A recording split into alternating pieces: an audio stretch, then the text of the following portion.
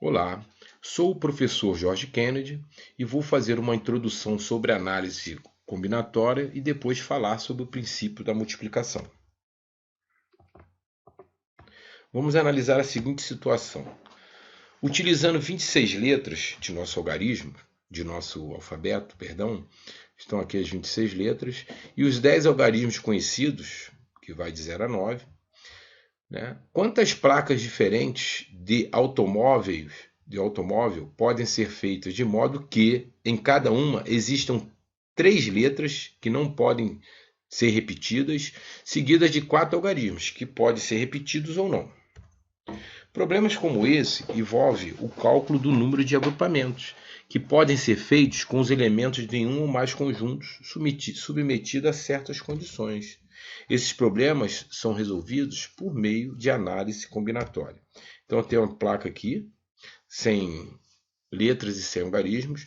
As 3 primeiras casas são ocupadas por letras e as 4 últimas casas por algarismos. Então, para a primeira casa, eu tenho 26 opções, eu tenho 26 letras para colocar. Como as letras não podem se repetir, na segunda casa eu já tenho 25 opções, porque uma letra que eu usei aqui eu não posso usar aqui, ok? E para a terceira casa eu tenho 24 opções, porque as 2 letras que foram utilizadas, nas casas anteriores não pode ser utilizada nessa casa. Já para as casas dos algarismos, eu tenho sempre 10 opções, porque os algarismos podem ser repetidos ou não. E para calcular o número de placas diferentes que podem ser confeccionadas, é só fazer o produto desses números. 26 vezes 25 vezes 24 vezes 10 vezes 10 vezes 10 vezes 10, que é igual a 156 milhões de placas. Agora eu vou falar sobre o princípio da multiplicação, ou princípio fundamental da contagem. É basicamente a ideia de que o número de possibilidades de fazer ações distintas e independentes é a multiplicação da quantidade de modos possíveis que cada um pode ser feito. Vamos resolver alguns exemplos. Uma pessoa quer viajar de Recife a Porto Alegre, passando por São Paulo, sabendo que há 5 rotas diferentes para chegar a São Paulo, partindo de Recife, e 4 rotas diferentes para chegar a Porto Alegre, partindo de São Paulo. Então, eu coloquei aqui essa figura representando Recife, São Paulo e Porto Alegre. Então, de Recife para São Paulo, eu tenho 1, 2, 3, 4, 5 opções. E de São Paulo para Porto Alegre, eu tenho 1, 2, 3, 4 opções. Então, eu tenho um total aí de quantas maneiras diferentes essa pessoa poderá viajar de Recife para Porto Alegre. Eu tenho aí 20 rotas, né? Vou fazer aqui uma simulação. Ó. Essa aqui seria uma rota. Ó. Uma. Ó, vou fazer outra. 2. Fazer outra. 3. Vou fazer outra. 4. Ou seja, como eu tenho 5 rotas,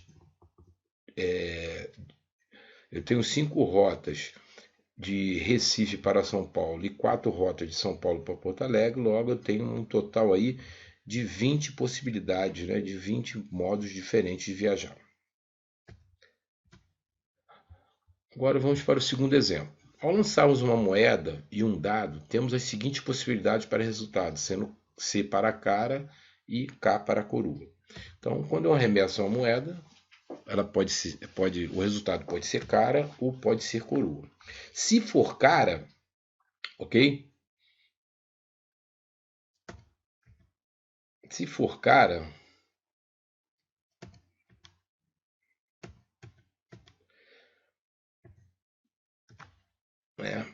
eu pode ser cara e temos o resultado no dado como número 1, pode ser cara 1, ou pode ser cara 2, pode ser cara 3, pode ser cara 4, pode ser cara 5, pode ser cara 6.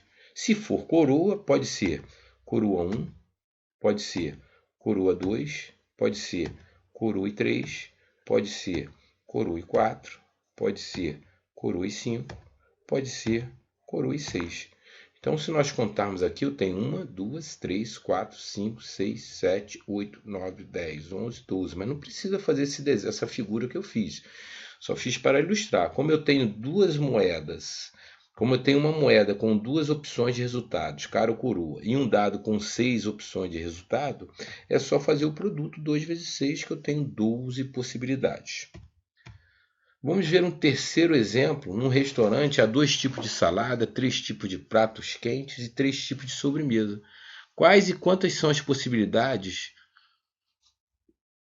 Quais e quantas possibilidades temos para fazer uma refeição com uma salada, um prato quente e uma sobremesa? Então, aí ele perguntou quais estão aqui, né? Então, aqui eu tenho sobremesa 1. Para a sobremesa 1, eu tenho prato 1, prato 2, prato 3. Para cada prato, eu tenho sobremesa 1, sobremesa 2 e sobremesa 3. Perdão, eu tenho salada 1, prato 2, prato 3. E para cada prato, eu tenho sobremesa 1, sobremesa 2 e sobremesa 3. Então, eu não vou nem contar aqui, não precisa, né? Então, se eu tenho 2 opções de salada, eu tenho 3 opções de pratos quentes e tenho 3 opções de sobremesas, é só fazer o produto. 2 vezes 3 vezes 3, ou seja, eu tenho 18 pratos diferentes, 18 possibilidades, ok? E o quarto exemplo, aí ele pergunta, como os algarismos 0, 1, 2, 3, 4, 5, 6 e 7, né? Quantos números de 3 algarismos podemos formar? Então eu tenho a centena, dezena e a unidade. Então ele pergunta o número de quantos números de 3 algarismos nós podemos formar com esses algarismos, que vão de 0 a 7. Então aqui eu tenho 1, 2, 3, 4, 5, 6, 7, eu tenho 8 algarismos. Então, na casa da centena, eu só tenho 7 opções, porque eu não começo nenhum número com 0, com algarismo 0. Ok? Na casa da dezena da unidade, eu tenho 8 opções. Então, eu tenho aqui 488 números possíveis de serem formados com esses 8 algarismos. Quantos números de 3 algarismos distintos podemos formar? Opa, distintos, diferentes. Ok? Aí, na casa da centena, eu terei 7 opções, porque não se usa o 0, ok? Na casa da dezena eu também tenho 7 opções, porque eu subtraí uma opção, um algarismo que eu usei aqui, eu não poderia usar aqui, eu tenho 7 opções. E na casa unidade eu tenho 6 opções. Então eu tenho aí 294 números que eu posso, 294 números que eu posso formar com esses 8 algarismos, sendo que esses números, nenhum algarismo aqui vai se repetir. São algarismos diferentes. São números formados com algarismos diferentes. E na letra A, não. São números formados com algarismos diferentes ou iguais.